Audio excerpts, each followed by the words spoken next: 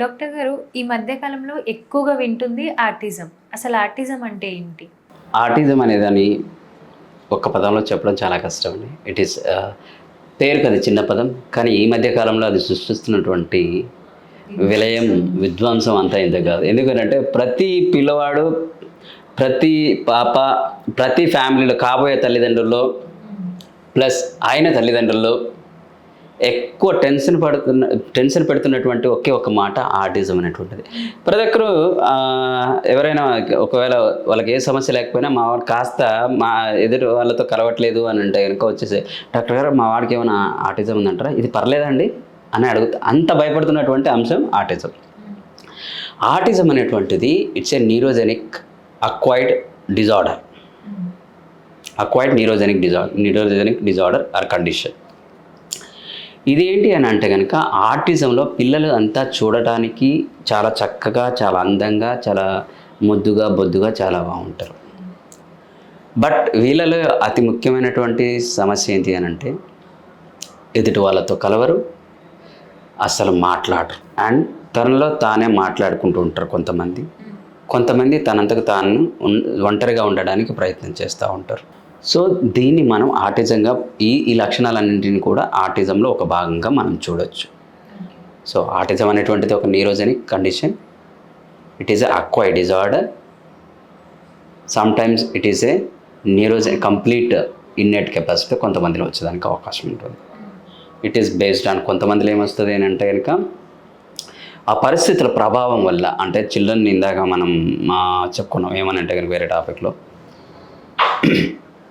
పిల్లవాళ్ళు ఆ పెరుగుదలలో వచ్చేటువంటి ఇబ్బందుల వల్ల డెవలప్ అవుతున్నటువంటి ఆటిజం, అక్వైర్డ్ ఆటిజం, అలాగే న్యూరోజెనిక్ కండిషన్స్ వల్ల వచ్చిన అక్వైర్డ్ న్యూరోజెనిక్ కండిషన్స్, అదే ఫుల్ న్యూరోజెనిక్ కండిషన్స్ కొంతమందిలో. సో ఈ ఆటిజం అనే పదం ఎక్కువగా ఈ మధ్య కాలంలో వస్తుంది. ఈ ఆటిజంకి ట్రీట్మెంట్ ఎలా ఉంటుందండి? ఆటిజంకి ట్రీట్మెంట్ అనేటువంటిది it's based on there symptoms. Only communicate చేయట్లేదా, సో స్పీచ్ పెథాలజీ డాక్టర్ దగ్గరికి, it's a team of doctors అన్నట్టు. ఒకవేళ డైలీ లివింగ్ థింగ్స్ కానీ, అలాగే తన యొక్క పనులు తాను చేసుకోలేకపోవడం కానీ, ఇలాంటివి కూడా ఇన్వాల్వ్ అయ్యి ఉంటాయి కనుక బెస్ట్ ఆక్యుపేషనల్ థెరపీ డాక్టర్. ఒకవేళ అండ్ అదర్ ట్రాంట్రమ్స్ అవి ఇవి ఉన్నాయనుకుంటే psychologist. Other conditions, neurogenic conditions, other ఏమైనా యాక్టివ్ న్యూరలాజికల్ ఇష్యూస్ ఏమైనా ఉంటాయి కనుక న్యూరాలజిస్ట్, పీడియాట్రిక్ న్యూరాలజిస్ట్. సో ఇలా ఆటిజం ట్రీట్మెంట్ అనేటువంటిది ఒక టీమ్తో కూడుకున్నటువంటి వ్యవహారం అండ్ ఖర్చుతో కూడుకున్నటువంటి వ్యవహారం. ఈ ఆటిజంలో ఎన్ని విధాలుగా డివైడ్ చేయొచ్చు అంటారు? ఆటిజంలో it's based on their severity we can divide it. Mild to moderate autism, moderate to moderately severe autism, and severe autism and mutism. ఈ రకాలుగా మనం వర్గీకరించవచ్చు. అలాగే కొంతమందిలో ఆటిజం ఫీచర్స్ ఉంటాయి. కొంతమంది ఎలాగంటే కనుక, అరే మనం ఫర్ ఎగ్జాంపుల్ సినిమాలలో చూసినట్లయితే ఈ హీరోయిన్కి ఆమె పోలికలు కొన్ని ఉన్నాయి చూడరా, అలాగే ఆ అమ్మాయి ఈ అమ్మాయి లాగే ఉంది చూడండి. కొంతమంది చూసినట్టే ఈ అమ్మాయి అచ్చం ఐశ్వర్యలాగా ఉంది, ఈ అమ్మాయికి వచ్చే హస్తం ప్రీతి జిందాలాగా ఉంది, ఇలా ఉంది అని చెప్పేసి పోలికలు పెడతా ఉంటారు. అలాగా she is not Preity Zinta, she is not Aishwarya, but ఆ పోలికలు ఉండడం వల్ల కొలాబరేట్ చేస్తూ ఉంటారు. అలాగే ఇక్కడ కూడా ఏమవుతుంది అని అంటే ఆ లక్షణాలు కొన్ని ఉండడం వల్ల కొంతమంది ఆ విధంగా ప్రవర్తిస్తూ ఉంటారు. వీడేది ఆర్టిస్టిక్, నాట్ ఆటిజం, ఆర్టిస్టిక్ లాగా ఉంటారు. ఇది చిన్న ప్రాబ్లం. ఆటిజం అనేటువంటిది ఇట్స్ ఎ బిగ్ ఇష్యూ. ఎందుకు సార్ ఇది ఏమైనా అంత సీరియస్ కండిషన్ అంటే అది కాదు, బట్ ఓవరాల్గా చైల్డ్ యొక్క గ్రోత్ పైన, అంటే ఎడ్యుకేషనల్ సిస్టమ్ పైన, కమ్యూనికేషన్ పైన చాలా ప్రభావం చూపిస్తుంది. సో కాబట్టి ఈ ఆటిజం అనేటువంటిది, ట్రీట్మెంట్ అనేటువంటిది, అలాగే డయాగ్నోసిస్ అనేటువంటిది చాలా చాలా ఇంపార్టెంట్ అన్నట్టు. సో డాక్టర్, ఈ ఆటిజం అనేది లైక్ ఈ మధ్యకాలంలో ఎక్కువ లేట్ మ్యారేజెసే అవుతున్నాయి. ఈ లేట్ మ్యారేజెస్కి ఈ ఆటిజంకి ఏమైనా సంబంధం ఉందంటారా? డెఫినెట్లీ ఉందండి. సో నా పర్సనల్ ప్రాజెక్ట్లో నేను చేస్తున్నటువంటి రీసెర్చ్లు ఏంటి అని అంటే కనుక తెలుసుకుంది, ప్లస్ మెటా అనాలిసిస్ అంటే కనుక అదర్స్ చేసినటువంటి రీసెర్చ్ పేపర్స్ ఇవన్నీ చూసినట్లయితే late marriages is the one of the risk factor for artist. Particular ఏజ్లో అంటే కనుక అండ్ కరెక్ట్ ఏజ్ చెప్పాలని అంటే కనుక మన పూర్వకాలం పద్ధతుల్లో 18 టీనేజ్లో మ్యారేజ్ చేయడం అనేటువంటిది చాలా వరకు బెటర్. అంటే కనుక 15 బిలో కాదు నేను అన్నటువంటిది, 18+ తర్వాత మ్యారేజ్ చేసుకోవడం అనేటువంటిది చాలా ఉత్తమమైన పద్ధతిగా ఉండేది. సో అప్పటితో పోల్చుకుంటే కనుక ఈ ఆర్టిజం అనేటువంటిది ఇప్పుడు కోరలు చేస్తుంది. ఎందుకంటే లేట్ మ్యారేజెస్ ఆ తర్వాత busy life, so life style changes ఇవన్నీ కూడా ఒక కారణమవుతూ ఉందన్నట్టు.